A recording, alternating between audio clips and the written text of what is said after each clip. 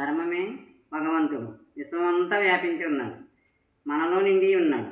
మన ప్రవర్తన ఎవరు గమనించడం లేదనుకుంటాం, కానీ గమనించేవారు ఉన్నారు. సూర్యుడు, చంద్రుడు, వాయువు, నీరు, అగ్ని, కాలం, రాత్రి, పగలు, సంధ్యలు, హృదయంలో పరమాత్మ ఉన్నాడు. ఇంతమంది మనల్ని గమనిస్తున్నారన్నమాట. గమనించలేదని మనం అనుకుంటాం. శాస్త్రాలు చెప్తున్నాయి, ఋషులు చెప్తున్నారు ఇలాగని.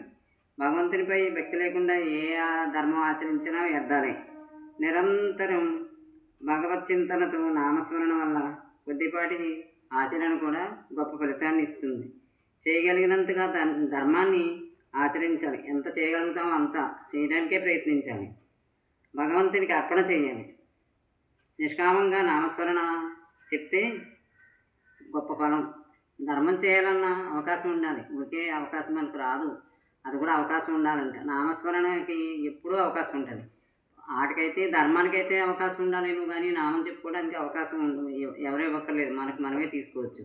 ధర్మం వెంటనే ఫలం కనపడకపోయినా ఎప్పటికీ మనల్ని రక్షిస్తుంది. కష్టాన్ని స్వీకరించి భగవంతునికి దగ్గర కావడానికి భక్తి అనే ధర్మాన్ని ఆశ్రయించాలి. కష్టాలను ఎలా మనం గట్టెక్కాలి? భక్తి అనే ధర్మాన్ని ఆశ్రయించాలి.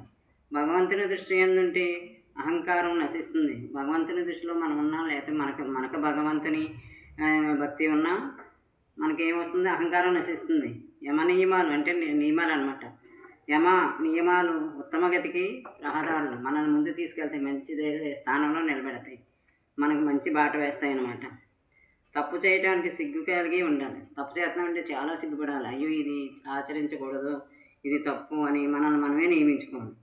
మనకు అనేక హద్దులు ఉంటాయి, చాలా హద్దులు ఉంటాయి, సరిహద్దులు ఉంటాయి, దాటనేయకూడదు. అహంకారం ప్రవేశిస్తే ఇవన్నీ నశించిపోతాయి.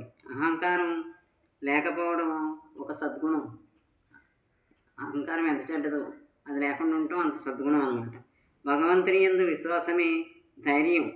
మానసిక రోగాలు, ఆపదలు ఇలాంటివన్నీ ఈ భగవంతుని యందు విశ్వాసము, భక్తి ఇవన్నీ ఉంటే మనకు మానసిక రోగాలు, ఆపదలు ఇలాంటివన్నీ గట్టెక్కుతాం.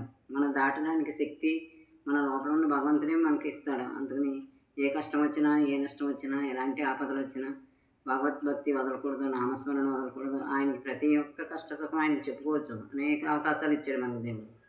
సరేనా? రేపు ఇంకో విషయం చెప్పుకుందాం.